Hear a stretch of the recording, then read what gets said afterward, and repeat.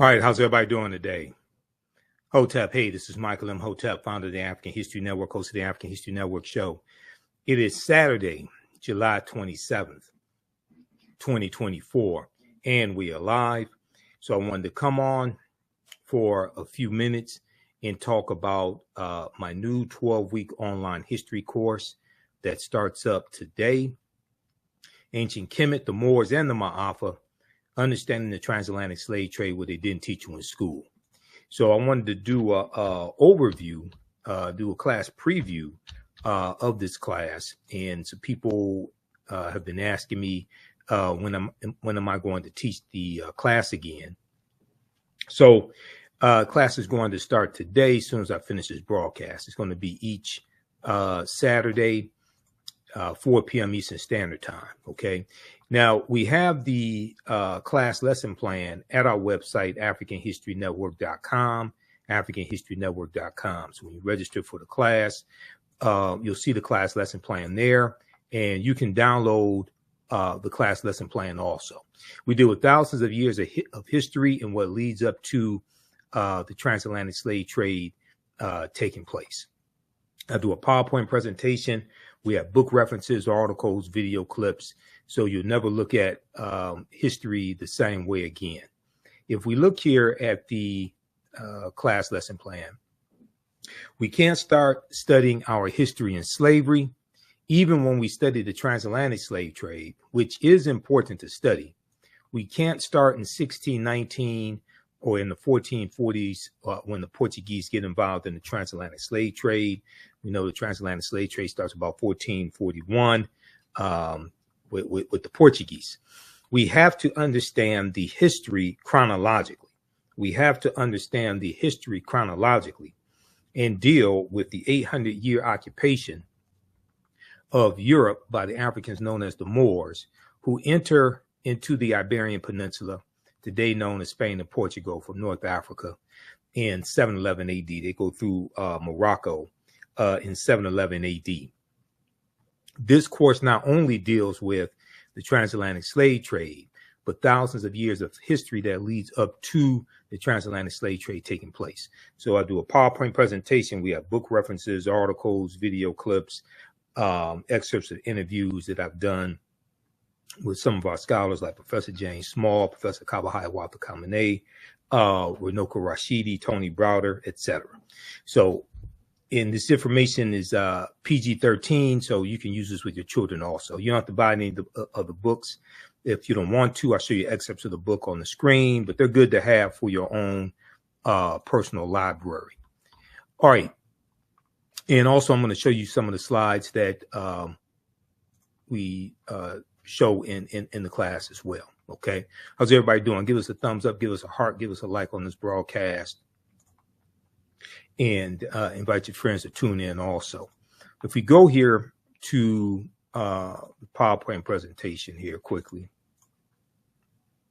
Now I've been teaching this class on and off since 2017. Okay. And, you know, I've been studying history 34 years now. And this class has evolved a lot since I first started teaching it. Okay, so we have so much additional information in this class. This course not only deals with the transatlantic slave trade, but thousands of years leading up to it. Now, we know August 20th, 2019 marked the 400th year anniversary of the 20 and odd Africans who came into Point Comfort on August 20th, 1619, in what would later be called the colony of Virginia. This was known as the Year of Return, as many African Americans were and continue to connect to Africa and traveling to Ghana and other West African countries. When we discuss the transatlantic slave trade, we first have to understand that African people are the original people of North, Central, and South America, and have been in the land we call the United States of America at least 51,700 years. And these were the Khoisan that Dr. David Imhotep talks about in his book, The First Americans Were Africans, Documented Evidence. Now, over the past few years, we have seen an increasing attack on African American history, the rights of African Americans, etc. We see what's going on in Florida with their college board standards when it comes to social studies and the attack on the African American on the advanced placement African American studies course in Florida. We saw protests behind that. We saw renewed attacks over the past few years when it comes to teaching African American history during African American History Month or Black History Month, because of the anti-critical race theory laws that have been passed in a number of states, especially former Confederate states. Okay, we've seen articles like this one here: mock slave auctions, racist lessons, how U.S. history class often traumatizes, dehumanizes Black students. Or that was from USA Today. Or this one here from USA Today: Republican state lawmakers want to punish schools that teach the 1619 Project. We've seen a backlash to the racial reckoning that was taking place in various parts of the country because of the killing of George Floyd, May 25th, 2020. And Project 2023 is a continuation of Project 2025, I should say, is a continuation of that backlash. Now, I first found out about Project 2025 in 2023. I've been talking about it since 2023. It was, I think it was August of 2023 when it was first released by the Heritage Foundation. Okay, so I've been talking about it since then. We saw this piece here from NBC News: new Florida standards teach students that some Black people benefited from slavery because it taught useful skills. So we see this nonsense that is taking place across the country. April 2023, Mandate for Leadership, that was released in April 2023 by the Heritage Foundation. So we see all of this is taking place across the country, and your understanding of politics is directly related to your understanding of history. Your understanding of politics is directly related to your understanding of history. Okay, so if we look at the course outline, now we have this course outline right on the homepage of our website, AfricanHistoryNetwork.com. So this class is going to be taught on Saturdays, 4 p.m. Eastern Standard Time. We're going to teach class number 1 as soon as I finish this broadcast here today. So this class starts up Saturday, July 27th, 2024. And when you scroll down the page, we have the first class that I teach, Black Resistance Movements, from Christopher Columbus to the Haitian Revolution and the Black Power Movement, 1492 to 1968. That's the second class that I teach. This is the first class right here. Ancient Kemet, the Moors, and the Ma'afa, understanding the transatlantic slave trade, what they didn't teach you in school. So when you scroll down, click right here to register for this full course. Classes on sale, $80. Then we have the lesson plan right here, and you can download this lesson plan as well. So this is a scheduled for a 12-week online course. So if we look at, I'm going to highlight some of the lesson plan here, some of what we're going to cover. So we'll look at, we do with thousands of years of history, and we'll look at some ancient history. We'll talk about Dinknesh, Australopithecus afarensis, who was discovered in 1974 by Dr. Donald Johansen. And it was Dr. Joseph Ben Jacqueline that called her Dinknesh, which means you are amazing. She's known as the mother of humankind. We'll look at a global timeline of history. Blackpast.org has a really good global timeline of history.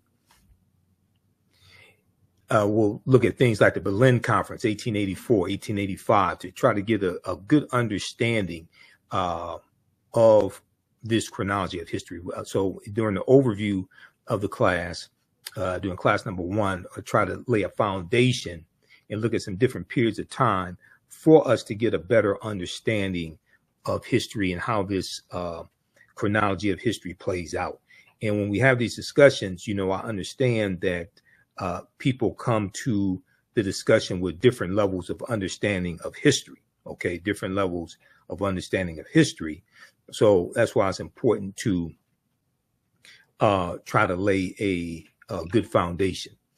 We'll look at, you know, I talk about Juneteenth some as well, and how Juneteenth can be used as a very powerful tool to educate our people on history and what happened after, what happened during the Civil War, what happened after slavery ended, the Reconstruction era.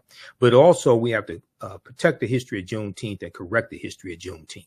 Okay, Juneteenth was not the last day of slavery, as unfortunately you'll continue to hear sometimes in mainstream media. That's just blatantly false. Juneteenth was not the last day of slavery. We know the Emancipation Proclamation did not legally free the slaves. And we know that Kentucky and Delaware did not abolish slavery until December 18th, 1865, because Kentucky and Delaware were exempt from the Emancipation Proclamation. Okay, so because it only applied to territories or states in rebellion, and they, Maryland, Missouri, Kentucky, and Delaware, which are known as the border states, they stayed loyal to the Union. They did not take up arms against the Union, so they were allowed to keep their slaves. Okay, so we'll talk about, like I said, we'll talk about Dinknesh. We'll deal with, we'll talk some about Juneteenth. This was a good article from 2021 entitled, "Most Americans Know Little or Nothing About Juneteenth." Most Americans know little or nothing about Juneteenth, poll finds. Now, some know more today, but even for, you know, African Americans, I speak at some various Juneteenth celebrations. And even, you know, this year, this past June, a lot of people who I was encountering really didn't understand the history of Juneteenth, the fact that the Emancipation Proclamation did not free the slaves. And even when we talk about June 19th, 1865, in Galveston, Texas, Major General Gordon Granger delivering General Order Number 3. The 250,000 enslaved Africans in Galveston, Texas, all of them did not get the word on June 19th, 1865, that slavery had ended. Now, this is before the 13th Amendment, which was ratified December 6, 1865, okay, which legally frees the slaves.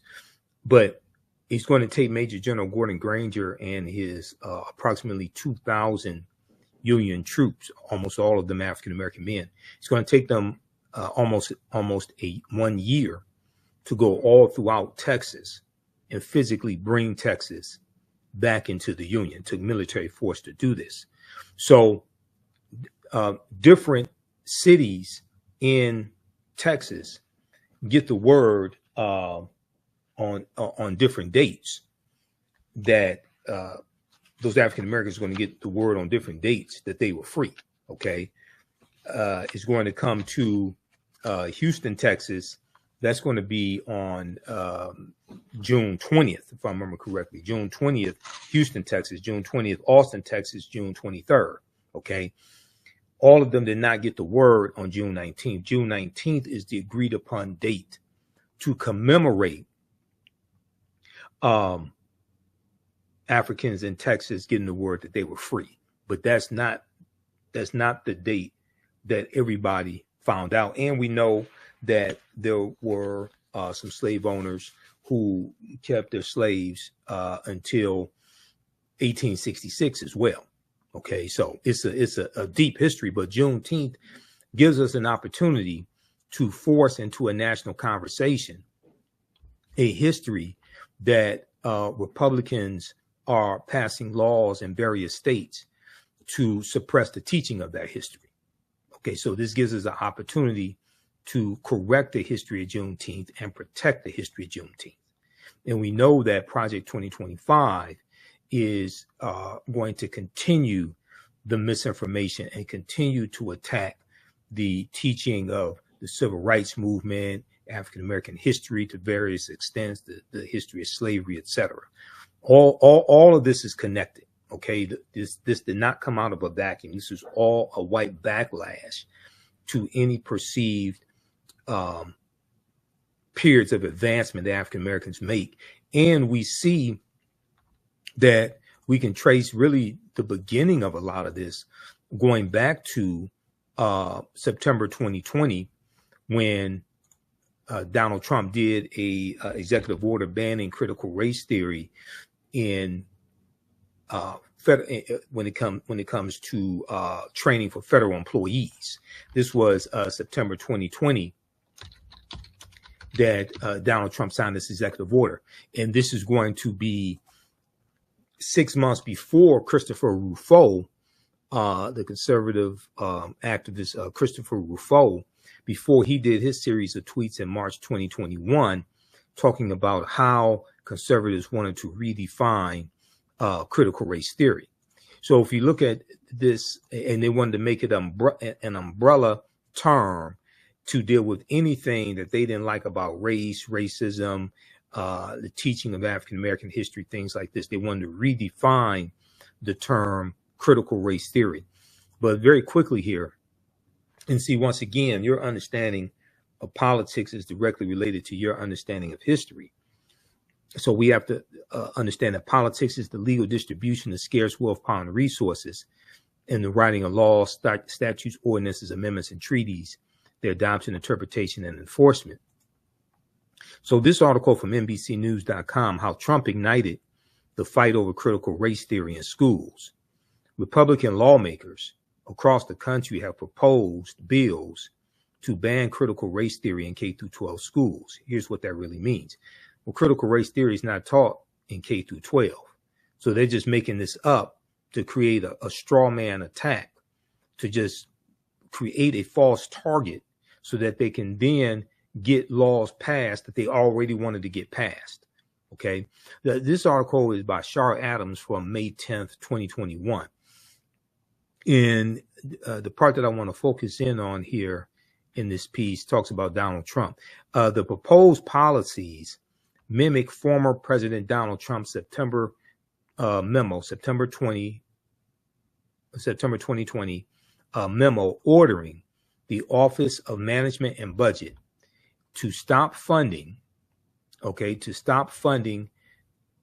training on critical race theory for federal employees, calling it a quote unquote propaganda effort, propaganda effort. A lot of this starts with Donald Trump. And then you're going to have the echo chamber of Fox News. You're going to have the push for parent organizations like Moms Against Liberty to run for school boards, school board positions, to push book bans, things of this nature. They're fighting these culture wars. Okay, Republicans are fighting these culture wars. Around the same time in September 2020, Donald Trump condemned the 1619 Project, a Pulitzer Prize winning 2019 New York Times report led by reporter Nicole Hannah-Jones that holds America was truly founded not in 1776, but in 1619, when the first enslaved people were brought to the colonies. Educators embraced this message and began utilizing the 1619 Project and looking for resources to teach a more holistic history of the country. Donald Trump rebuked the 1619 Project as a quote, warped, distorted, end quote, portrayal of American history. Both the memo and this attack sparked the commission of the 1776 Project, okay, the 1776 Project, meant to combat contents of the 1619 Project. The countrywide uprisings in the wake of George Floyd's death, which was May 25th, 2020, only fueled the matter, with pundits debating the nation's fraught history of racism. So Donald Trump's memo on critical race theory, September 2020, that's a few months after George Floyd is killed. Okay, and remember, you had all the protests in the streets behind the killing of George Floyd. This was during COVID, so a lot of people were at home anyway. They're watching the news, they're watching cable news, they're following every aspect of the protest. And then also keep in mind, the next month after George Floyd was killed was June 2020. That's when a lot of people found out about Juneteenth. A lot of people found out about Juneteenth, June 2020. So they started celebrating Juneteenth as well. And June 1st of 2020 was the 99th commemoration of the Tulsa Race Massacre. So a lot of people started finding out across the country about the Tulsa Race Massacre, a lot of non-white people. And probably a few African Americans as well started finding out about the Tulsa Race Massacre as well, right in the month of June. Now, thus, although President Joe Biden reversed Donald Trump's initial ban in January of 2021, when Biden became president, the seed had been planted. The seed had been planted. Okay. So this is when you see me on Roland Martin Unfiltered, and I've been on almost 4 years. Every Friday as a panelist providing historical and political analysis. When you see me on my show, the African History Network show that I've been doing 14 years, you hear me say your understanding of politics is directly related to your understanding of history, because politics is the legal distribution of scarce wealth, power, and resources, and the writing of laws, statutes, ordinances, amendments, and treaties, their adoption, interpretation, and enforcement. And laws and policies shape conditions, impact economies, movements come about to fight against conditions, to get laws and policies put in place to address conditions. Okay, so we see this continuum. Well, a good example of that would be the modern day civil rights movement fighting against segregation that was written into state constitutions, like the Alabama State Constitution in 1901, Mississippi State Constitution of 1890, which was a result of the collapse of Reconstruction in 1877, and then Jim Crow laws being written into place, written in the state constitution, so the white supremacists could take back control of state government and local government and suppress the African American vote. Okay, and this is all a legacy of slavery and the Civil War. All right, so we'll look at going back to our outline of what we're going to cover in the class, because we have a ton of information to cover. Okay, 80 to 100 articles we'll look at. It's a 12-week online course. There's about 15 books that we reference as well. They have about 200 slides in my slideshow presentation that I put together.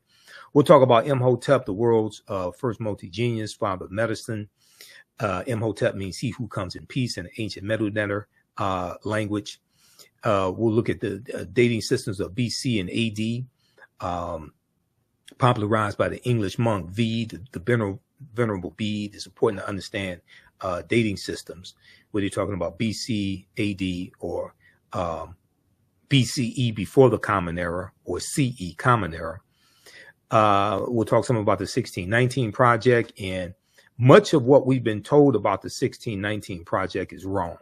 Much of what we've been told about the 1619, much of what we've been told about Virginia's first Africans in 1619 is wrong. There's a good article from VirginiaMercury.com that talks about this. I've dealt with this history a number of times as well. And if we look at here, I'm going to flip over to the slideshow presentation for a minute.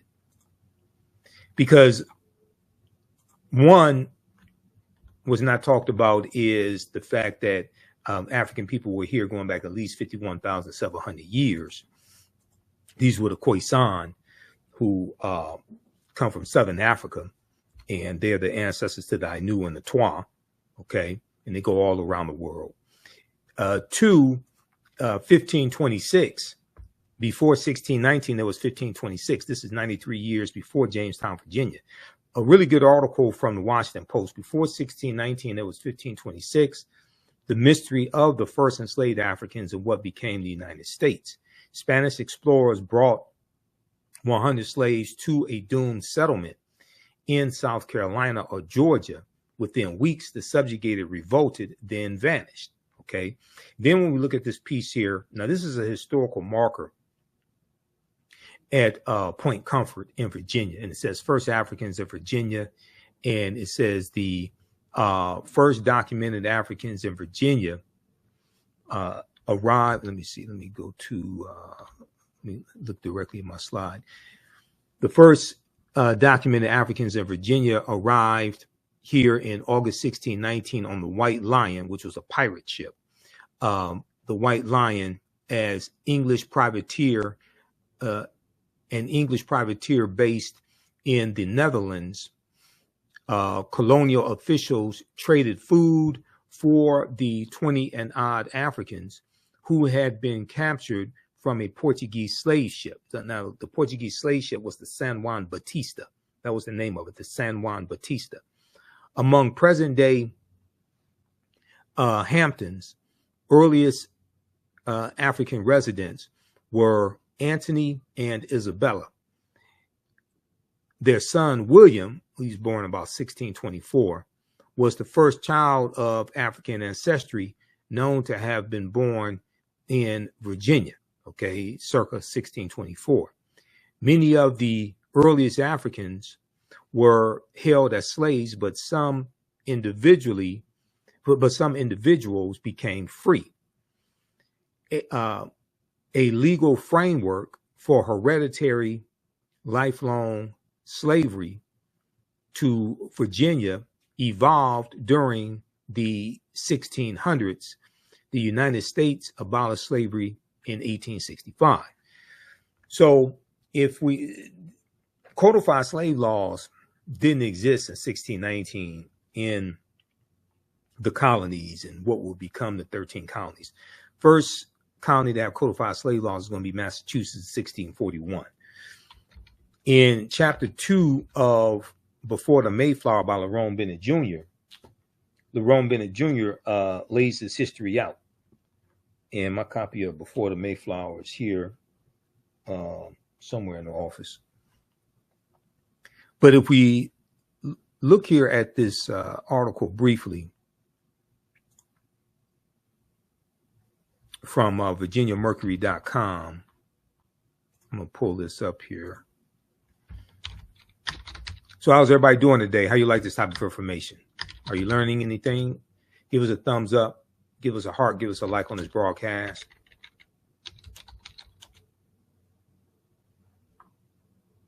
And you can register for this new 12-week online course right now.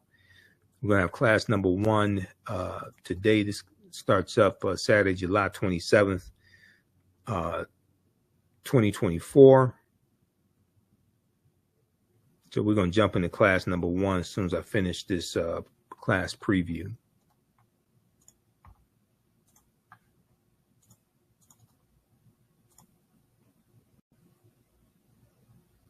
Okay, if we look at this right here,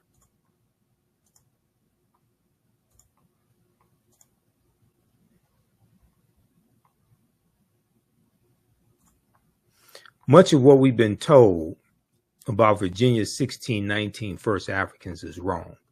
Much of what we've been told about Virginia's 1619 first Africans is wrong.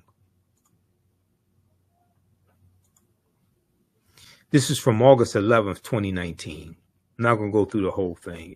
You can read it, but it gives some background history on those 20-odd Africans, and they're on the San Juan Batista Portuguese slave ship, and there's about 350 Africans there. They're from Angola, from the area that's present-day Angola. In late August, one of the English ships, the White Lion, showed up at Point Comfort at the mouth of the James River in present-day Hampton, Virginia, and sold perhaps 30 slaves for desperately needed supplies. Was this the beginning of slavery in the New World? No, historians say the Spanish had enslaved Africans in present-day Latin America for more than a century. Was this the beginning of slavery in what became the U.S.? No, the Spanish took enslaved Africans to a settlement in the present-day Carolinas, North Carolina, South Carolina, in 1526. Those Africans rebelled and the settlement failed.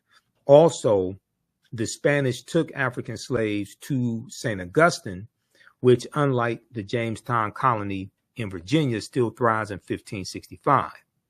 Quote, Americans tend to forget about the Spanish colonies in North America and focus only on the English heritage, said Adam W. Dean, a University of Lynchburg historian who specializes in slavery, the Civil War, and Reconstruction. In an exhibition, the Virginia Museum of History and Culture in Richmond calls the Point Comfort arrivals the first enslaved Africans in British North America, the first enslaved Africans in British North America. Other sources use similar language. Other sources use similar language.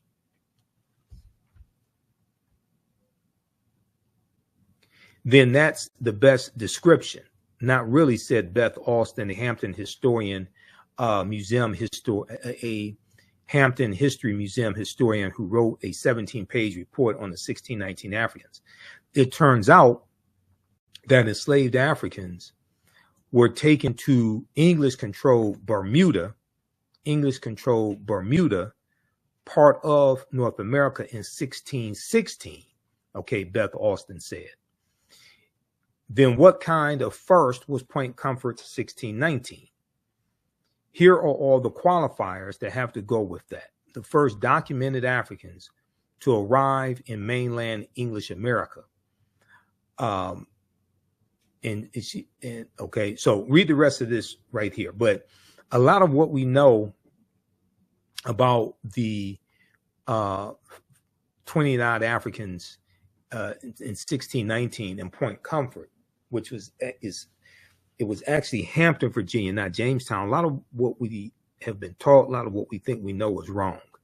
So check out this piece here from virginiamercury.com, and then look at the article from the Washington Post dealing with 1526, because 1526 is not talked about a lot when it comes to history. And so many people focus on 1619, but I'm like, well, wait a second. If you want to talk about Africans being enslaved, Africans were being enslaved 93 years before 1619. This is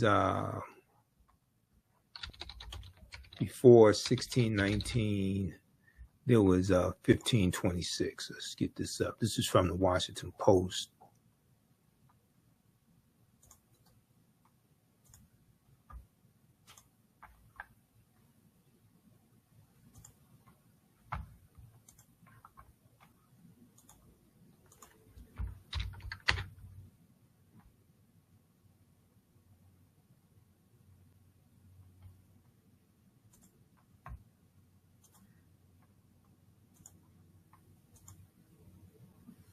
All right, this one right here. Before 1619, there was 1526, the mystery of the first enslaved Africans of what became the United States.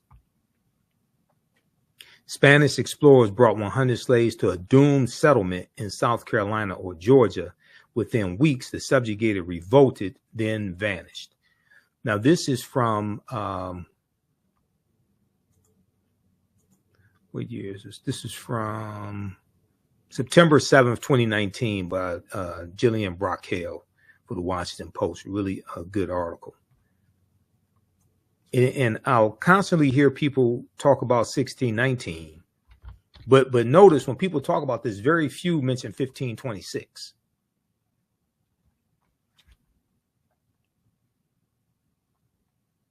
Which is, to me, is really strange. Especially when you look at the fact that the Spanish were the second ones involved in the transatlantic slave trade, and the Spanish were involved in the transatlantic slave trade before the English got involved. The English get involved in 1562.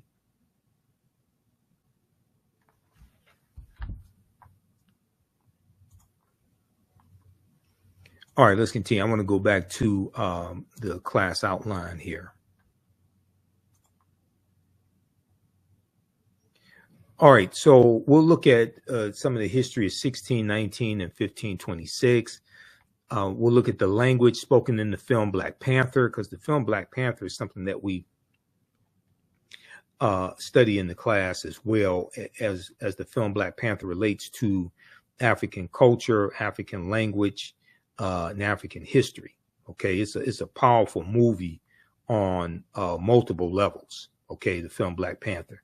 It's a powerful movie on multiple levels. We'll talk about what a Bantu language is also, because the movie spoken in the film Black Panther is isiXhosa, and isiXhosa is a Bantu language. Now, Maryland, Missouri, Kentucky, and Delaware were border states, and they were exempt from the Emancipation Proclamation. Maryland did not abolish slavery until November 1st, 1864. Okay, this is almost 2 years after the Emancipation Proclamation. Okay, Maryland did not abolish slavery until November 1st, 1864. There's a really good article from the Washington Post again called The Not Quite Free State of Maryland. Let me pull this one up here. The Not Quite Free State of Maryland.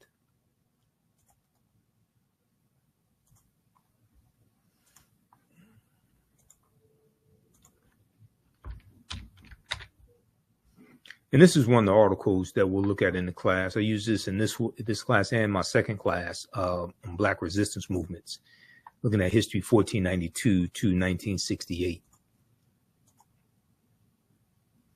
The Not Quite Free State. Maryland dragged its feet on emancipation during Civil War. They had to put it on the ballot to determine whether they were going to end slavery or not. Elsewhere in the country, anti-slavery measures progressed rapidly. Congress freed the slaves in the District of Columbia in 1862, compensating their owners. This was the Compensated Emancipation Act of April 16, 1862. That only applied to Washington, D.C. It did not apply to the rest of the country. Okay, it only applied to slaveholders in Washington, D.C. And there is a good piece from, I think, Zen Education Project that talks about this.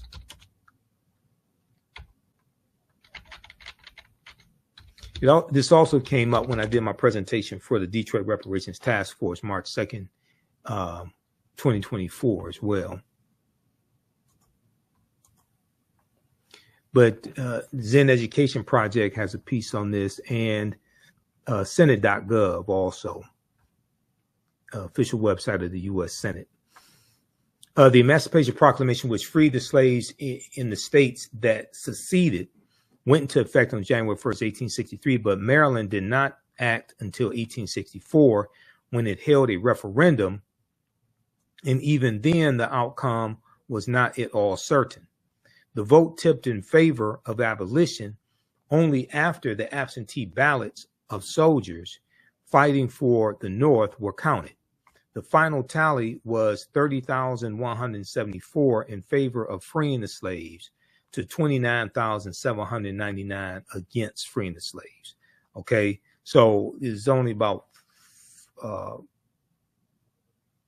400 and some votes that separated those who wanted to free the slaves from those who did not want to. On November 1st, 1864, Maryland slaves were declared free only a few months before Congress would approve the 13th Amendment abolishing slavery. Many blacks in Maryland had taken matters into their own hands by that time, either escaping to the district or enlisting in the Union Army, where they served as freemen. Okay, so read the rest of this piece right here. The Not Quite Free State, Maryland dragged its feet on emancipation during the Civil War.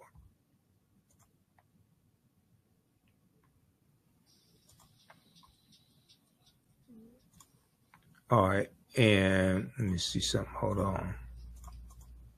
All right.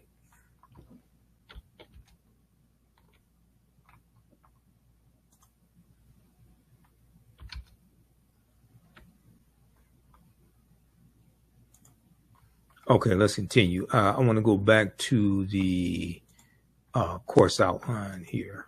Oh, also, let me show you this article. This is from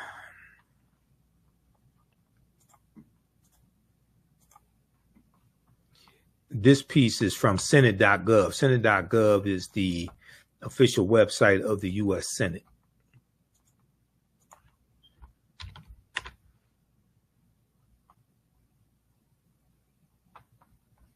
This deals with the Compensated Emancipation Act of April 16th, 1862. Landmark legislation, the District of Columbia Compensated Emancipation Act. Okay. And you had about 2,900 petitions filed. President Lincoln signed the bill into law on April 16th, 1862, freeing enslaved people in the district and compensating owners. Freeing enslaved people in the district and compensating owners. The Hartford Daily Current celebrated that, quote, not a slave exists in the District of Columbia. Their shackles have fallen, never to be restored.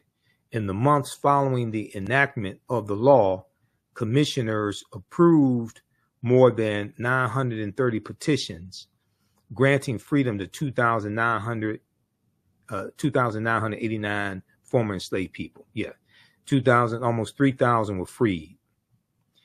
Okay. DC Emancipation Day has been celebrated in the district each year since 1862. Just 5 months later, in September 1862, using his powers as commander-in-chief, Lincoln announced his intention to emancipate enslaved people located in the states, quote unquote, in rebellion, located in the states, quote unquote, in rebellion.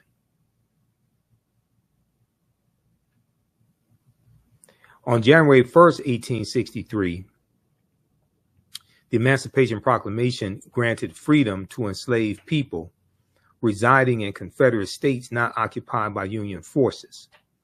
The 13th Amendment, ratified by the states on December 6, 1865, abolished slavery within the United States or any place subject to their jurisdiction. So check this one out because it deals with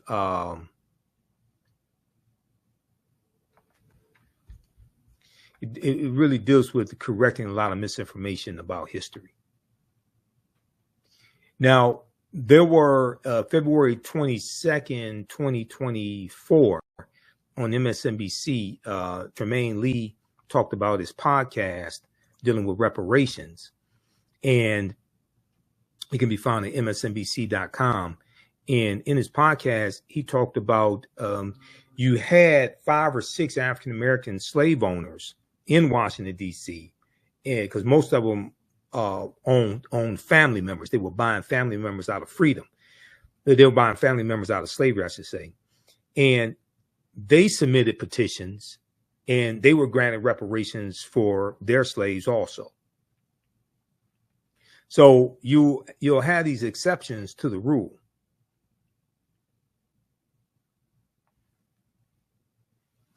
You'll have these exceptions to the rule. All right, let's go back and look at the class outline. Who still needs to register for this online course? Class number 1 starts today. We'll be here a few more minutes, and I'm going to jump into class at our online school and start teaching this class. This is Ancient Kemet, the Moors, and the Ma'afa, Understanding the Transatlantic Slave Trade, what they didn't teach you in school. And I'm going to post the link here to register for this class. Just a second here. This content is PG-13, so you can use this content with your children also.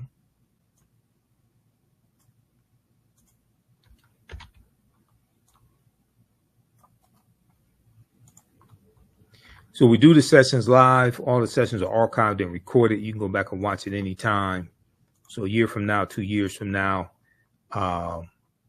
you can go back and watch the entire course.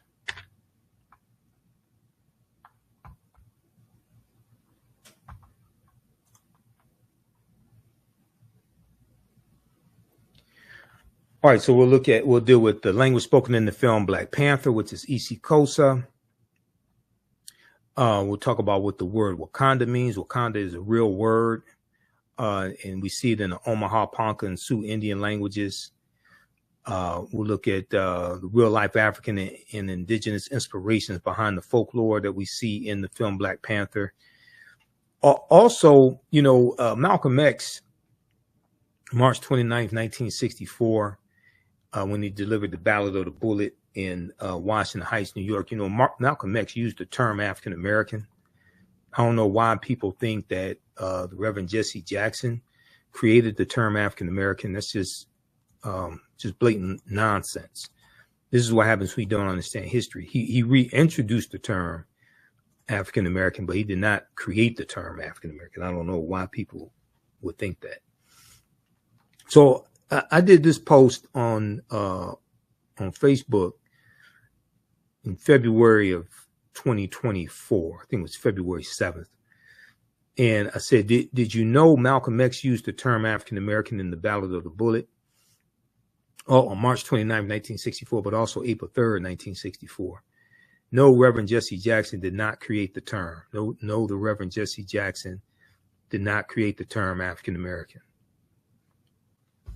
And if you have the book Malcolm X Speaks, which has speeches from Malcolm X in 1963, 1964, and 65, so later in his life. It's edited with prefatory notes by George Brightman. This book right here, okay? They have the version of the Ballad of the Bullet from April 3rd, 1964. He delivered in Cleveland, Ohio, Corey Methodist Church, Cleveland, Ohio. Page 36, what I have highlighted here, he says, right now in this country, if you and I, 22 million African Americans, that's what we are, Africans who are in America, you're nothing but Africans, okay? So read that and research Brother Malcolm.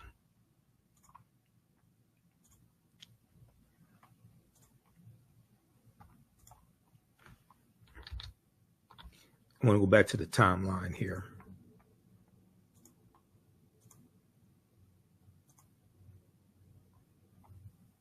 So the term African American is much older than we thought. There's a good article from the New York Times dealing with this. The term African American dates back to 1782. It's not a nationality. It's an ethnic group. Nobody said it was a nationality. Because you have people that pop up on your timeline. African American is not a nationality. Nobody said it was. And then you just say, oh, you can't be from two continents. Why don't you go tell that to Asian Americans? See what they say. The term, let's see. Okay.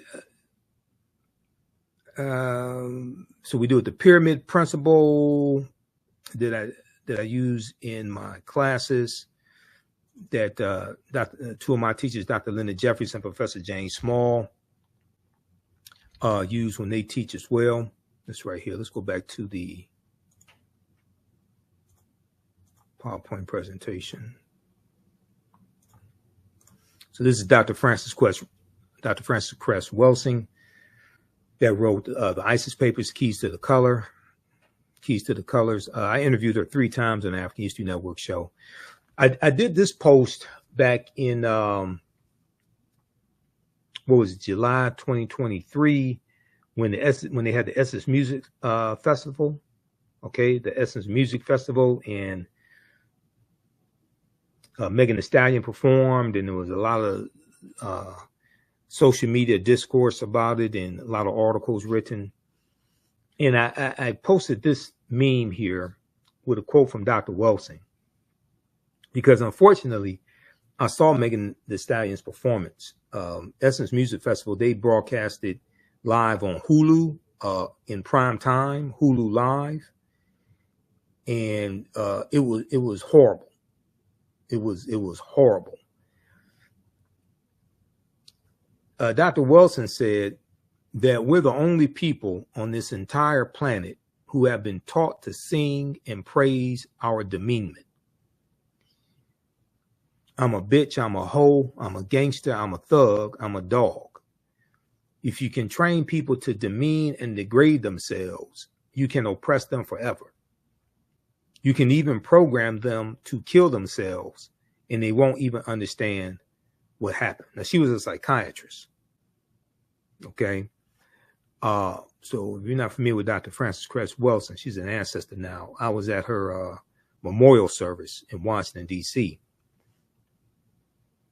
But if you're not familiar with Dr. Welsing, go research that sister.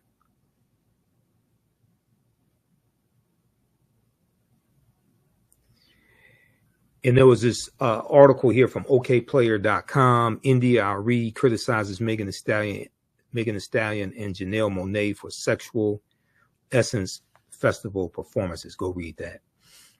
But when we look at the pyramid principle, and two of my teachers, Dr. Leonard Jeffries and Professor James Small, use the pyramid principle when they teach. You have the foundation of the pyramid is African history and culture. African history and culture. It's African history and culture that gives us our VIPs, our values, our interests, and our principles. This gives us this gives us a cultural paradigm that we see reality through. And the cultural paradigm influences the two sides of the pyramid, which is economic empowerment and political empowerment. And it's our history and culture that influences how we engage in economic empowerment, how we engage in economics, and how we understand economics, and how we engage in politics. Because politics is more than just voting. Voting is important, but it's only one small part of politics. Politics is the legal distribution of scarce wealth, power, and resources, and the writing of laws, statutes, ordinances, amendments, and treaties, their adoption, interpretation, and enforcement. So we have to have a synthesis of all three of these, not just one or two. We have to have a synthesis of all three of these. And when you look at different African empires, different African cultures that we like to talk about throughout history, whether it's ancient Kemet, whether it's Abyssinia, Ethiopia, whether it's Nubia, Ta-Nehisi, whether it's Ghana, Songhai, Mali, those empires, you know, they had some type of political structure. They had some type of cultural structure as well, some type of cultural foundation, historical foundation. They had some type of political structure, but also some type of economic structure as well. Usually they have some type of means of exchange, some type of currency, whether it's gold or salt, whether it's on the barter system, but they have some type of economic structure. And you may have some type of African marketplace. They may do trade with other nations, but we're going to see this in ancient times. We're going to see agriculture. We're going to see some type of enterprise take place, some type of commerce. So we're going to see all of this in these different African empires. Okay. So why should African Americans today be any different? Why should African Americans today be any different?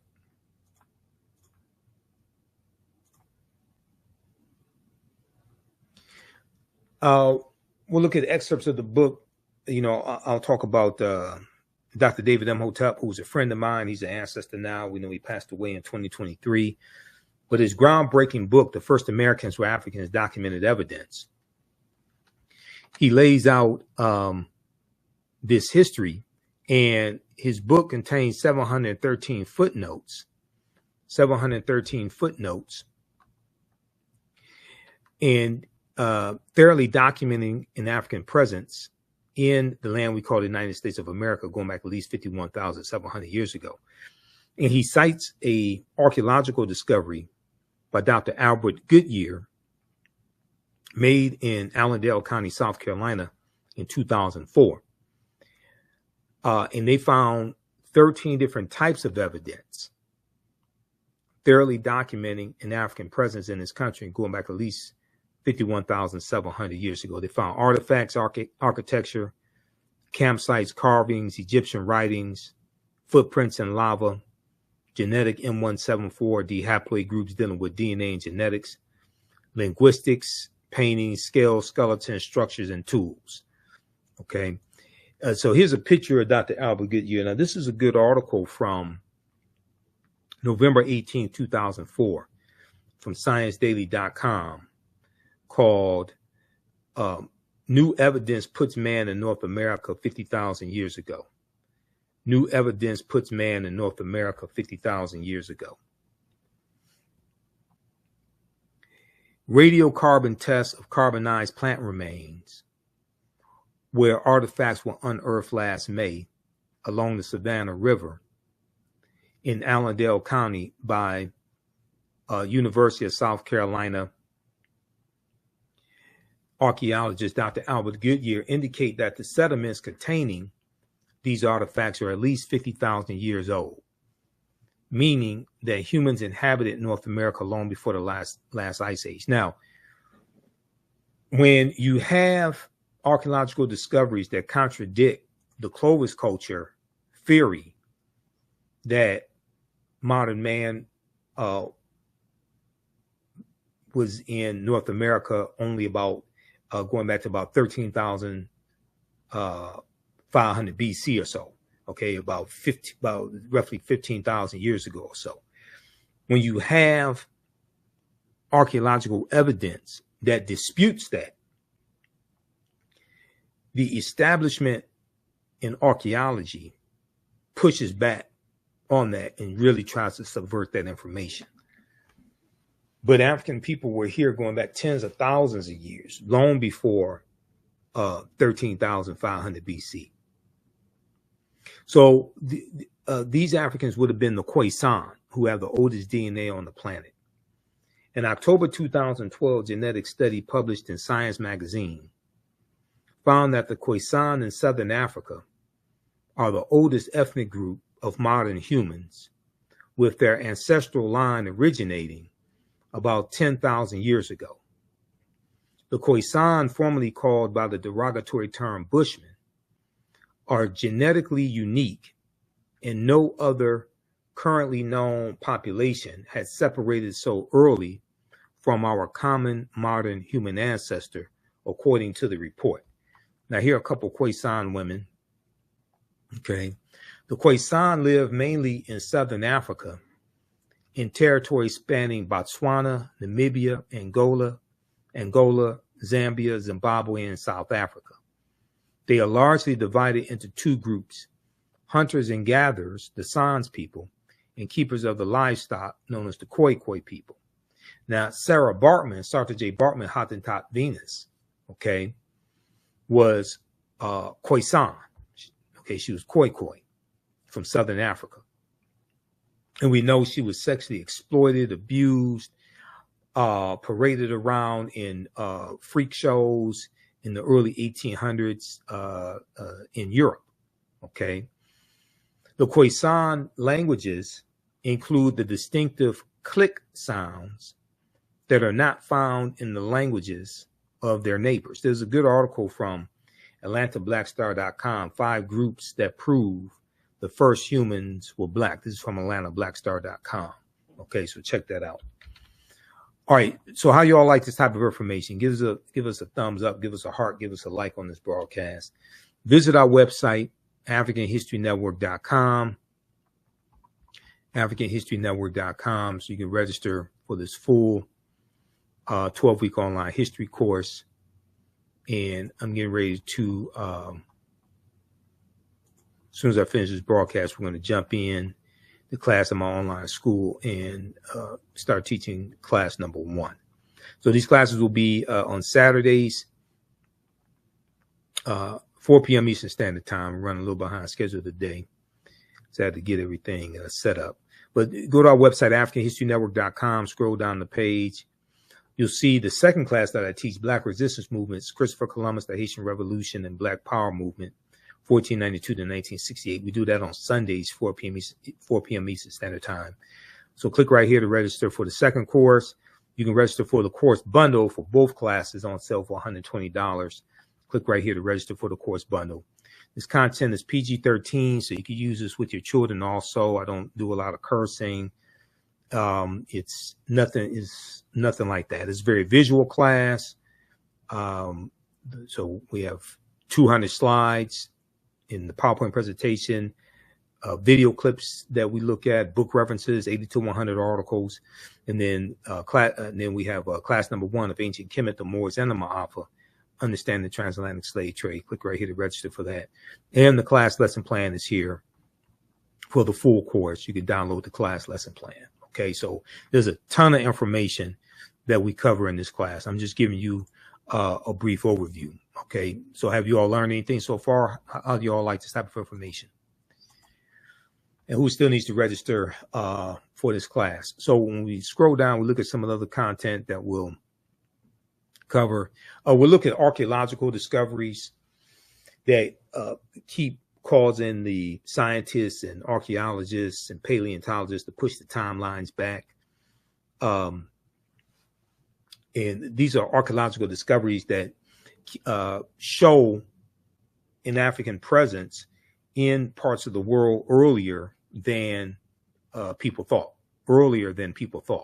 Okay, so there was one good article, Recap Humans Are 100,000 Years Older Than We Thought. This is from the New York Post.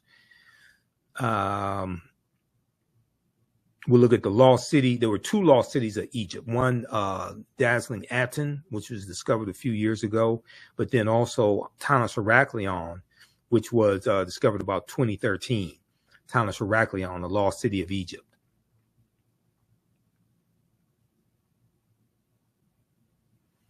We'll look at some information from Tony Browder and excerpts of Nile Valley Contributions to Civilization. And I'll show you some excerpts of interviews that I've done with Tony Browder as well. We'll look at the Tekken, the African symbol of resurrection, coming from the story of Asar, Aset, and Heru, who the Greeks called Osiris, Isis, and Horus. So we're going to go through and look at some of the slides here from the presentation, from the PowerPoint presentation. I'm going to show you a few excerpts of lectures I've done as well in the class. You'll get that also. So Tanis Heraklion, the lost city of Egypt. There was a good article from yahoonews.com, April 30th, 2013, that dealt with sunken Egyptian city reveals 1,200-year-old secrets. And they picked up this article from The Telegraph, which is a UK publication. The Telegraph reports that 150 feet beneath the surface of Egypt's Bay of Abu Qir, they found 64 ships, 16-foot tall statues, 700 anchors, countless gold coins, and smaller artifacts. Archaeologist Frank Gaudillo estimates Tanis Heraklion was built around 8th century BC.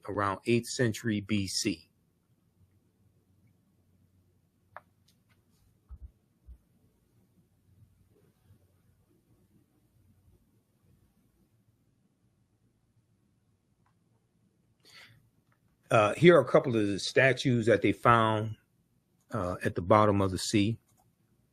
These African statues, these Egyptian statues.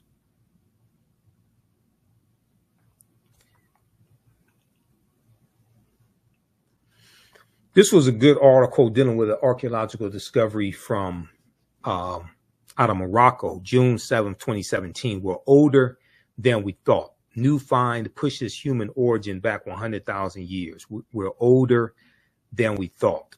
New find pushes human origin back 100,000 years.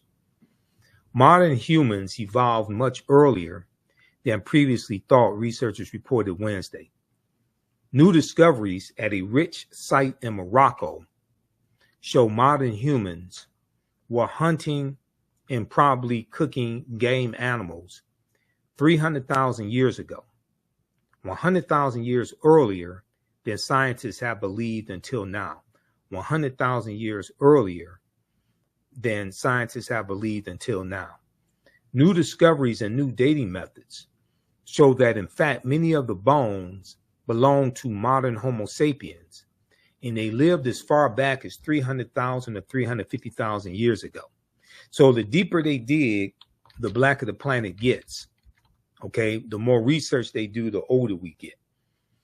When these new discoveries come out, they keep having to push the timeline back. You know, Juvenile had that song back about 1999, Back That Thing Up. When these archaeological discoveries come out, they keep having to back the timelines up. They keep having to back the timelines up. And as more discoveries come out that show an African presence in this land called the United States of America, going back 50,000 years ago or more, it becomes harder and harder for the archaeologists to keep pushing the Clovis culture theory. If you saw the interview that I did with Professor Manu Ampem in February 2024, and I've been re-airing excerpts of that because I put together a segment where I deal with Morgan Freeman recently saying he detests Black History Month and he thinks Black History Month is stupid. And in my interview with Professor Manu Ampem, we talked about Dr. Carter G. Woodson and the creation of Negro History Week, but the work that Dr. Woodson was doing with the Association for the Study of African American Life and History, originally Association for the Study of Negro Life and History, ASALH, that he co-founded September 9th, 1915 in Chicago. And the research that he was doing on the continent of Africa and the research he was doing on Ethiopia and Egypt, things of this nature. Okay. All right. So check this out here. Then we'll look at some information. So we look at different African empires, whether it's Nubia, it dates back to about 4,500 BCE. Nubia is the mother of ancient Kemet, ancient Egypt. This was a good discovery right here. Scientists disappointed when he finds out that ancient Egyptian pharaohs were Black Africans. Let's take a look at this. But the CT scan has one more surprise for Alejandro. Shammai's ethnicity. Well, they have just told me that Shammai had Nubian features, which means that their ruling family was probably Nubian, and that was unexpected. Examining Shammai's anatomy closely, the thickness of his bones and the shape of his nasal cavity, the anthropologists think he was a Black African, likely from neighboring Nubia. A huge revelation that challenges the prevailing image of the Egyptian ruling class. We always thought the ancient Egyptian elites were Mediterranean type, and in this sense, Shammai is representing the society of the frontier, in which different ethnic groups were mixed.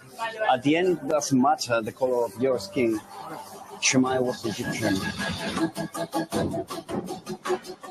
The archaeologist in the video is Alejandro Jimenez Serrano. He and his team found a tomb on the western bank of the Nile, opposite Aswan.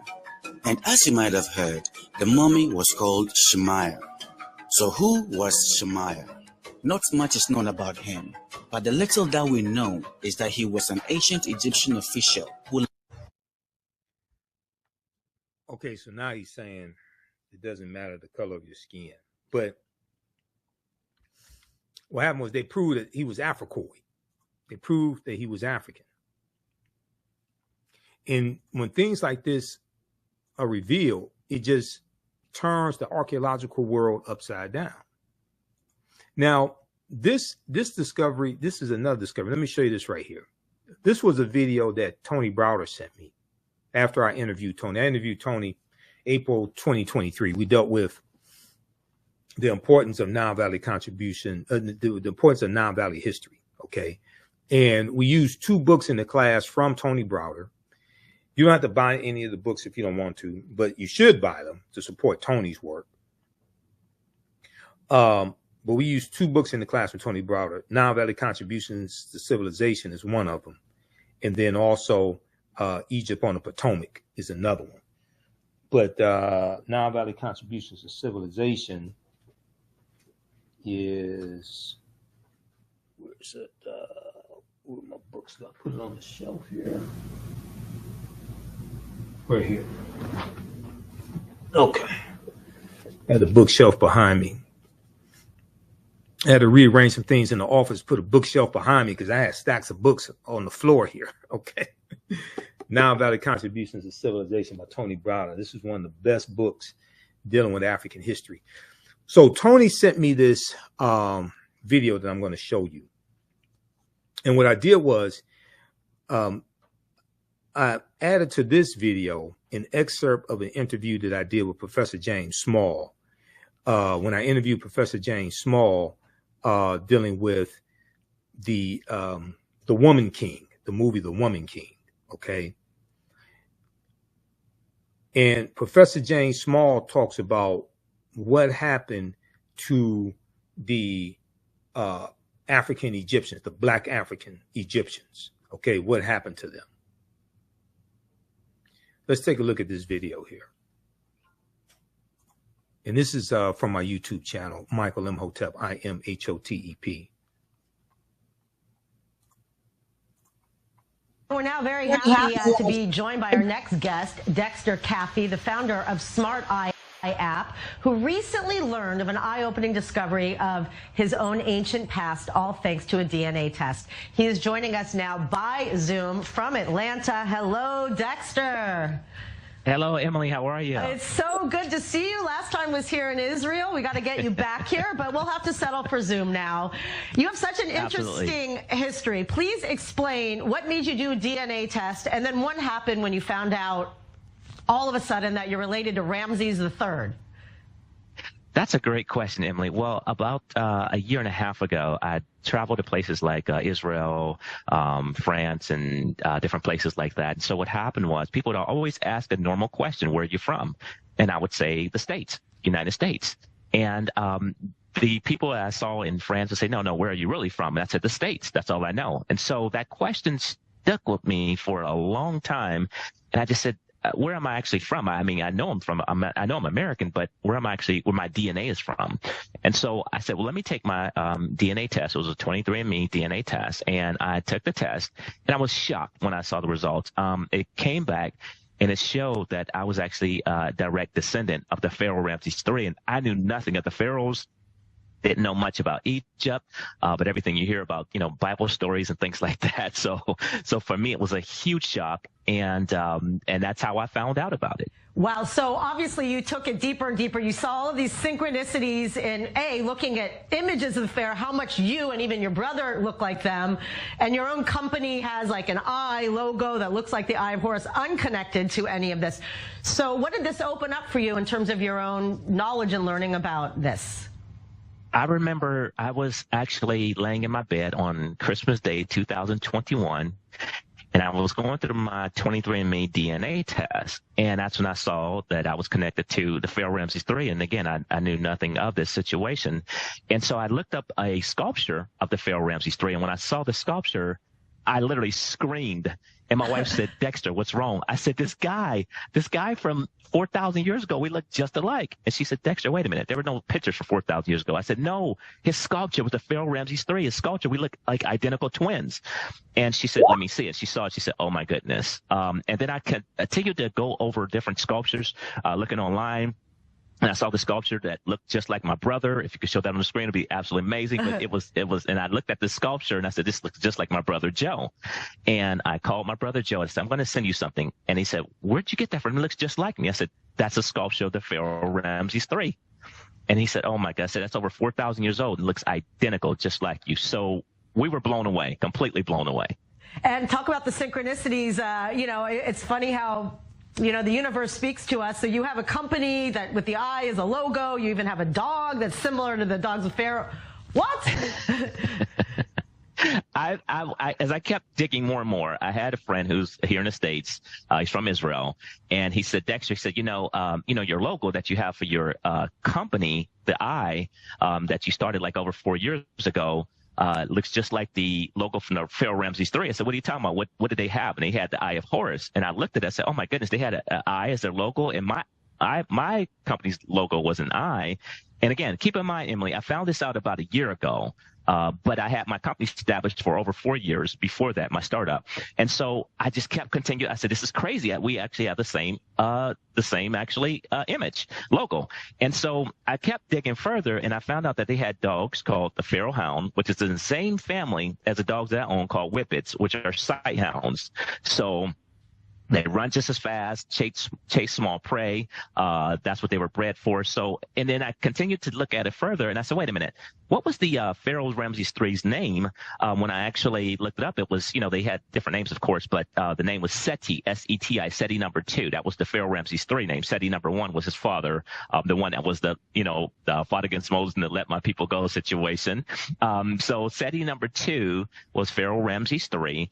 And I said, wait a minute, my company's name is actually Smart Eye Technology Incorporated. If you take the first letters, Smart Eye Technology Incorporated, it comes out to SETI. That blew my mind. I said, this is insane. So I just, everything connected. And I'll never forget, Emily, my first trip to Israel in 2015, I went to the Negev Desert, and I felt so comfortable in a Negev Desert. I remember saying to myself, I feel like I could like live here. But when I did more research, I found out that the Pharaoh Ramses III spent years in the Negev Desert trading. So, again, these are all things I'm learning, and I felt like so much at home, and I just realized why. Wow, it's incredible. So obviously you're still on your learning journey of, you know, what this all means, but what is it like to kind of be this person who happened to get a test, discover this, and now we're also learning a little bit about what pharaohs look like. You know, we have images from the 10 Commandments, as you noticed, but, you know, what does this tell you? What do you want to do with this information? I think it's all still learning. I'm still learning. If you saw the image of how I look just like the Pharaoh Ramses III, every day when I look up in the mirror, I look in the mirror and I just see myself, and I said, this is crazy that this image that I see is identical to me. And this was from 4,000 years ago. So I'm still shocked every day when I wake up and look at it. Thank you so much, Dexter. Next time we'll interview you right here in studio when you get to Israel. Much appreciated. But there's a conflict between the Dahomey and the Yoruba land. Yoruba land is being invaded by the British, or by this time have been invaded by the British. This is the great burning of Benin and the robbing of Benin and of all of its wealth and art and so forth that we hear about in history, but we don't connect it to nothing, right? But there's a greater Yoruba war going on between the people. And these boundaries called Nigeria, they're not there then, okay? Right. They're greater boundaries. People have other kinds of kingdom designs. And there's conflicts between some of these kingdoms, mostly around trade. Okay, but you got something else happening at the same time. As the Muslim wars of genocide and ethnic cleansing has taken place in the Nile Valley with the Mamluk Turks and the Seljuk Turks, and then finally the Ottoman Turks by the 9th century and the end of the 9th century, beginning of the 10th century. They're pushing millions of people out of the Nile Valley into West Africa. Y'all hear what I'm saying? They're pushing millions of people out of the Nile Valley into West Africa, in through Chad, in through Cameroon, into Nigeria, down into Ghana. This population, through what is called Burkina Faso, this is the population of the people. Everybody always asks, what happened to the Egyptians? Well, we're talking to each other here right now, okay? Because a great number of those refugees, millions of refugees, scattered to the south and to the west, because of the Turkish and the Arab ethnic cleansing that goes on for hundreds of years leading up to the 1400s, are caught as the vulnerable population in what becomes known as the transatlantic slave trade. And I know a lot of us don't go there with that piece, but you've got to understand, who are these people? And so the kingdoms like Dahomey on the coast, somebody coming from the north, that's the northeast, have brought captives that they want to sell to another community because they don't need that expansion in their population. And this group of captives was either hostile to them or refugees that they felt was taking their space away from them. Okay. And that population, most time, that refugee population was at least able to defend itself, end up being caught in the trade. And it wasn't a trade at all. It was a war of genocide against African people. There was no transatlantic slave trade. Nobody was trading anything. People were being captured. People were being murdered. People were being raped. Villages were being burned to the ground. Okay?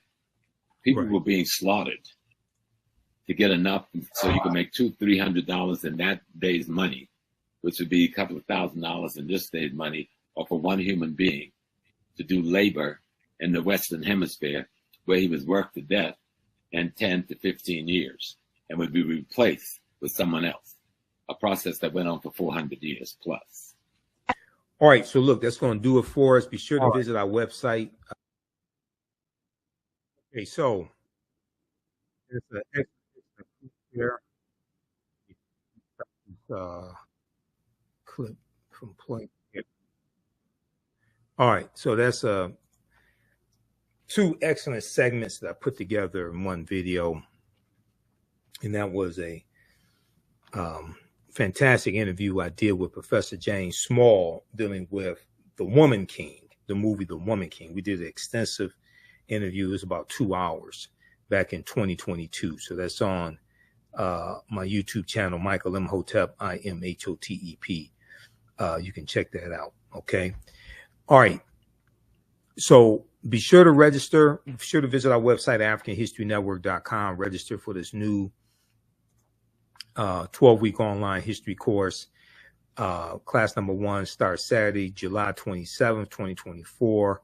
We're going to jump in for an abbreviated class as soon as I finish this broadcast here. So you can register for it right now. Register for the full course. And you can download the class lesson plan, the full class lesson plan here for the entire course. Okay, I want to go back to the PowerPoint presentation here briefly. And this is just a brief preview of the content we're going to cover in this class, because I've only skimmed the surface of the course lesson plans. Okay, I've only skimmed the surface of what we're going to cover in this class. So Kemet, Egypt is often referred to, well, the U.S. is often referred to as Egypt of the West. We know the layout of Washington, D.C. is based upon the layout of ancient Kemet, ancient Egypt. Tony Browder deals with this in his book, Egypt on the Potomac, which we talk about here in the class as well. There's a good article from face-to-faceafrica.com called Cleopatra's Needle, how 3 ancient Egyptian obelisks ended up in New York City, London, and Paris, France. And the obelisks are what are called Tekenu, Teken for singular, Tekenu for plural. And these were symbols of resurrection coming from the story of Asar, Aset, and Heru, who the Greeks called Osiris, Isis, and Horus. Here we see the Tekenu from London, England, New York City, and Paris, France. Ancient Egyptians called obelisks Tekenu, and they were also used to tell the time in the past. Their pinnacles were basically covered in gold to reflect the sunlight. Historians say that obelisks represented immortality and eternity, and their long structure helped connect the heavens and the earth. Currently, Cleopatra's Needle is the name given to 3 ancient Egyptian obelisks, one in New York City, one in London, England, and one in Paris, France. However, they do not all come from one Egyptian site. Okay. and they talk about how the two obelisks were commissioned by Nesubiti Thutmose III or Pharaoh Thutmose III for the Temple of the Sun in Heliopolis near modern-day Cairo. This is a famous statue of Asar in the middle, Asar, Aset, and Heru, who the Greeks called Osiris, Isis, and Horus, and known as the First Holy Trinity. We know Heru was born of a virgin birth. Now, some of this information may go outside the circumference of some people's awareness. Just because you disagree with it or don't like it does not mean it's not true. Just means you have to do some research to understand what we're talking about. Okay, so Asar, Aset, and Heru, who the Greeks called Osiris, Isis, and Horus. He was born of a virgin birth on December 25th to the virgin Aset. We know that Aset means she of throne. It could mean she is throne also. And she's associated with love and fertility. Now, there were approximately 1,200 Tekhenu built in ancient Kemet in ancient times, but only about a dozen are found in Egypt today. Many of the Tekhenu removed from Egypt are now in Istanbul, Turkey, London, England, Paris, France, Berlin, Germany, New York, Rome, Italy, Vatican City, and elsewhere throughout the world. The Tekhenu are now called obelisks by their new owners, and few know their origin or that they symbolize the resurrection of the African king Asar. If you read page 17 of Egypt on the Potomac by Tony Browder deals with this information there. Now, when we look at Freemasonry, right? Freemasonry has its origins in ancient Africa, especially the Nile Valley region of Africa. The word Mason is derived from the Latin words mass and sun. Mason means child of light and expresses the desire to pursue light, which is a metaphor for the sun, which symbolizes knowledge. The term child of light, or sons and daughters of light, was first used to identify students who had completed 42 years of study in the temples of ancient Kemet. Many Masonic temples were modeled after the temples of ancient Kemet, places where knowledge was imparted in a series of steps or degrees.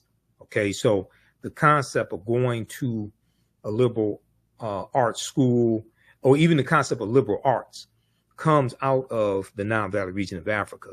In Stolen Legacy by George G.M. James, he talks about the seven liberal arts, the trivium and the quadrivium. He talks about the logic and the arithmetic and rhetoric, things of this nature. Okay, in the concept of going to an institution of higher learning and getting your credentials in a series of degrees comes out of ancient Africa.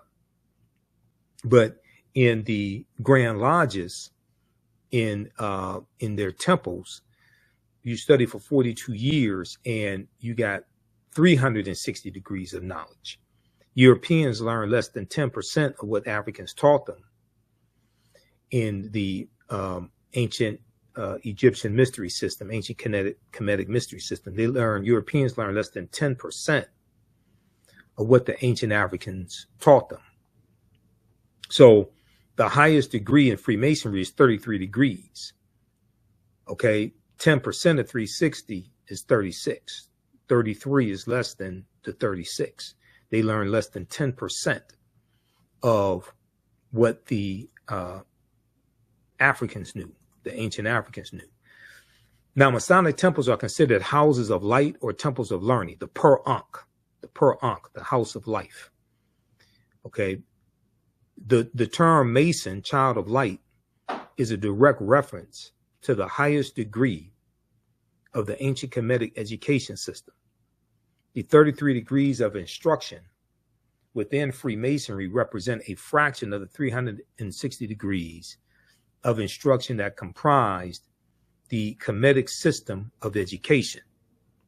Yet with less than 10% of the wisdom of ancient Kemet, Freemasons have held position of influence and power throughout the world for over 200 years.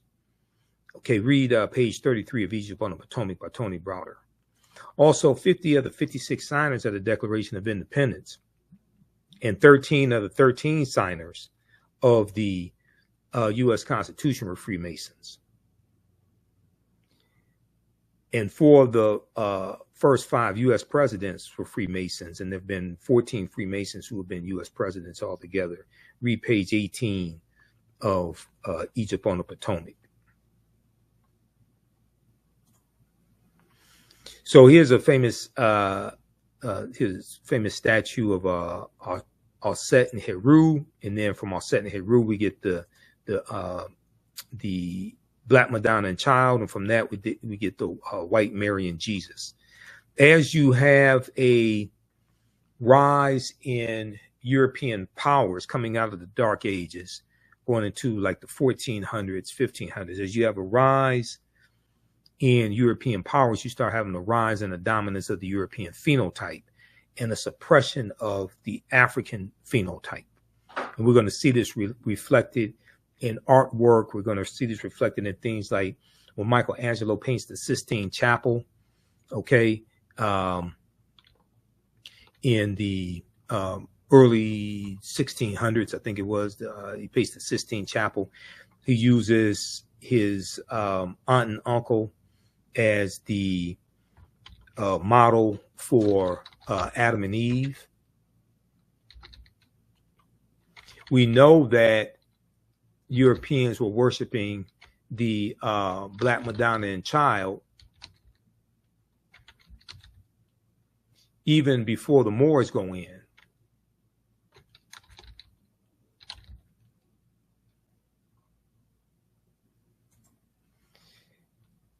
Let me look at something here. Yeah, early 1500, 1508 to 1512. Yeah, early 16th century.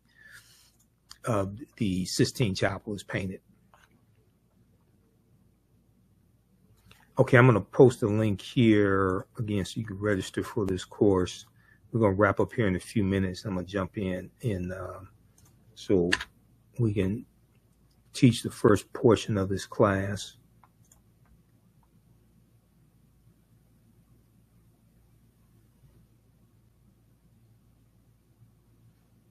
So we take you through our history, and then we'll go through and look at some of the history of the Moors in Europe, and the Moors taking the teachings from the Nile Valley region of Africa, taking it into Europe. We'll look at things like why is Christmas celebrated on December 25th, because nowhere in the biblical text does it state that Yeshua or Jesus the Christ was born on December 25th. That deals with astronomy, and that deals with the winter solstice.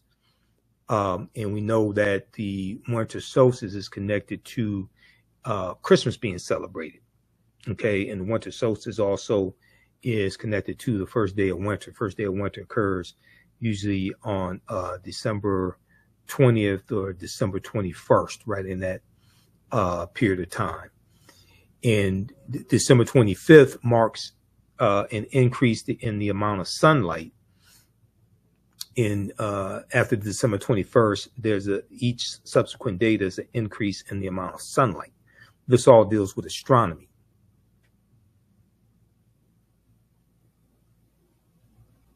So we'll look at some of the history of the Moors going into Europe, and they go in from Morocco into Spain and Portugal, what at that time was called the Iberian Peninsula. They settle in southern Spain. They call it Al-Andalus, which basically means to walk in the spiritual path or walk in the spiritual light. We know the word Moors, the word derived from the Greek word maros, M-A-U-R-O-S, which literally means black or a very dark color. The Romans adopt this word and call them Mari, M-A-U-R-I. The Mari were Northwest African people who were very dark-skinned.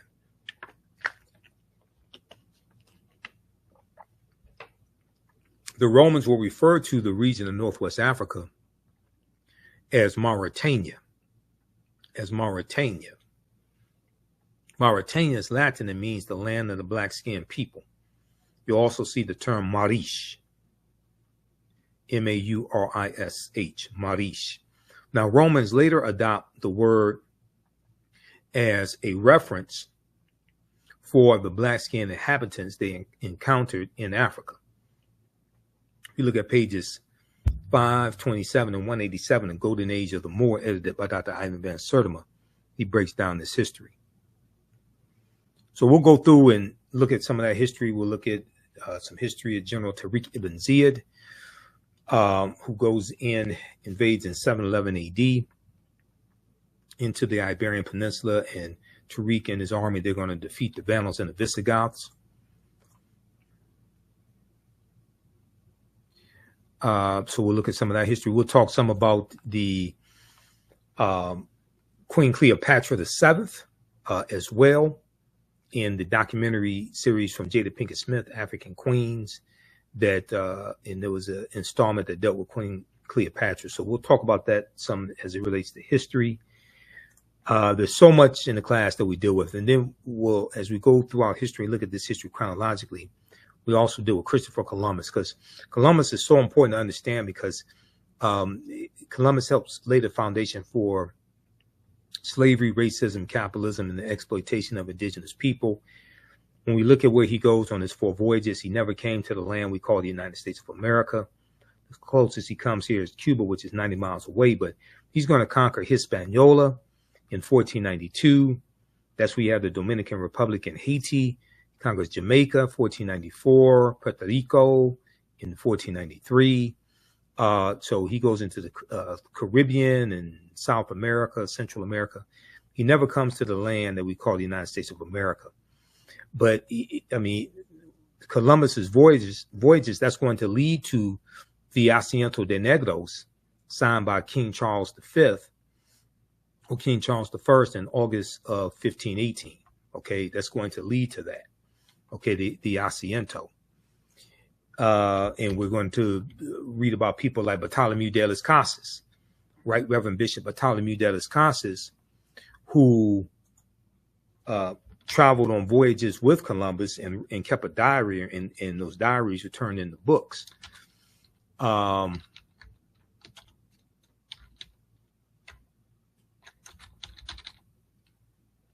Britannica.com has a good article dealing with the Asiento de Negros. This right here. And this was a license the Spanish crown issued to various European nations and slave traders, etc. And they paid a tribute, they paid a fee each year to Spain to be able to supply them with African slaves. This is drastically going to expand the transatlantic slave trade. Asiento de Negros, between the early 16th and mid 18th century, an agreement between the Spanish crown and a private person or another sovereign power, by which the latter was granted a monopoly in supplying African slaves for the Spanish colonies in the Americas. The contractor, the ostentista, agreed to pay a certain amount of money to the Spanish crown for the monopoly, and to deliver a stipulated number of male and female slaves for sale in the American markets. The first such contractor was a Genoese company that in 1517 agreed to supply 1,000 slaves over an 8-year period. Okay, so who had never heard of the Asiento de Negros? This is what's going to drastically expand the transatlantic slave trade. So these are the type of things that we deal with in this class. There's so much history that we cover. Okay, so visit our website, AfricanHistoryNetwork.com. Register for this class and the second class that I teach on Sundays. Black Resistance Movements, Christopher Columbus, the Haitian Revolution, and Black Power Movement, 1492 to 1968. That's on Sundays. Next class, Sunday, July 28th, 2024, 4 p.m. Eastern Standard Time. Click right here to register for that. You can register for the bundle pack of courses. You get both classes for $120. If you've taken any of my online courses in the past, if you paid to take any of my online courses in the past, let me rephrase that, you'll get a discount on the bundle pack of both of these classes. So just email me through the website or email me at ahnshow@theafricanhistorynetwork.com, and we'll get you enrolled at a discount. And then the first class, Christopher, Ancient Kemet, the Moors, and the Ma'afa, Understanding the Transatlantic Slave Trade, what they didn't teach you in school. Class number 1, Saturday, July 27th, and we'll normally teach class 4 p.m. Eastern Standard Time. And download, we have the class lesson plan here. Download the class lesson plan. Now, you can be sure to watch the African History Network show Sundays, 9 p.m. to 11 p.m. Eastern Standard Time on Facebook and YouTube. Download the iHeartRadio app to your smartphone, because we're on iHeartRadio as well. Wherever you get your podcast from, your audio podcast, search for the African History Network show. And click right here to listen to podcasts on our Blog Talk Radio channel. You can support us through Cash App and PayPal, $ the AHN show through Cash App, $ the AHN show through Cash App. Also through PayPal, paypal.me/the AHN show. So click right here for the link. We have our QR code right here. So you can support us $5, $10, $15, $25, $50, $100 or more. This helps us keep doing the research, stay on the air, keep broadcasting, pay some of these bills as well, because we're dealing with some significant financial challenges here in July that I have to take care of this month. You can support us through PayPal as well. And this is our official Cash App account, $ the AHN show, SHOW. When you go to it, it'll say, Michael, these other ones here are some fake African History Network Cash App accounts I'm still trying to get shut down. All right, so look, we have to get out of here, and I have to teach this class. Remember, right now is correct wrong behavior. It's not over till we win. Wakanda forever. Hopefully you learned a lot today. Hope to see you and your family in class. Follow us on our Facebook fan page, The African History Network, The African History Network. Follow us on our YouTube channel, Michael Imhotep, IMHOTEP. And turn on live notifications so you know when we go live. Remember, right now is correct